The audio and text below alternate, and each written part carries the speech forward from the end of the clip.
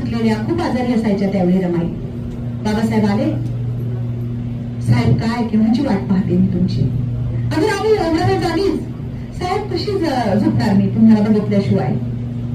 तुम्ही व्यवस्थित आहात ना. पण साहेब माझी एक विनंती आहे तुम्हाला.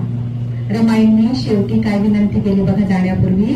बाबासाहेबांना म्हणाल्या, साहेब आज ना मला तुमच्याशी खूप बोलायचंय. एवढा वेळच मिळाला नाही तुम्हाला कधी बोलायला. बाबासाहेबांनी ओळखून घेतलं. बाबासाहेब खूप प्रचंड बुद्धिमान माणूस की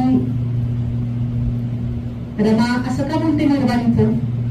साहेब मी यापूर्वी कधीच म्हटले नाही तुम्हाला की मला वेळ द्या म्हणून. पण आज ना रात्री उशिरापर्यंत तुम्ही माझ्याशी बोलायचंय. मी ऐकेन फक्त.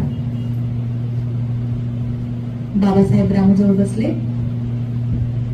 प्रचंड थकल्या होत्या त्या. श्वास घ्यायला पण जड जात होतं. त्यांना शेवटी क्षय झाला होता. टीबी क्षयरोग. साहेब सांगा ना मला, गव्हाणकर काय म्हटले. आज तुमची सभा होती ना वसईत. काय बोललात तुम्ही सभेत सांगा ना मला जरा. मग बाबासाहेब सांगू लागले, अगं असं झालं तसं झालं. मग हे कार्यकर्ते भेटायला आले. मग हे लिहायचंय, ह्या मसुद्याचं काम. बाबासाहेबांना माहिती होतं यातलं हिला काहीच कळत नाहीये. तिला फक्त मी समोर पाहिजे.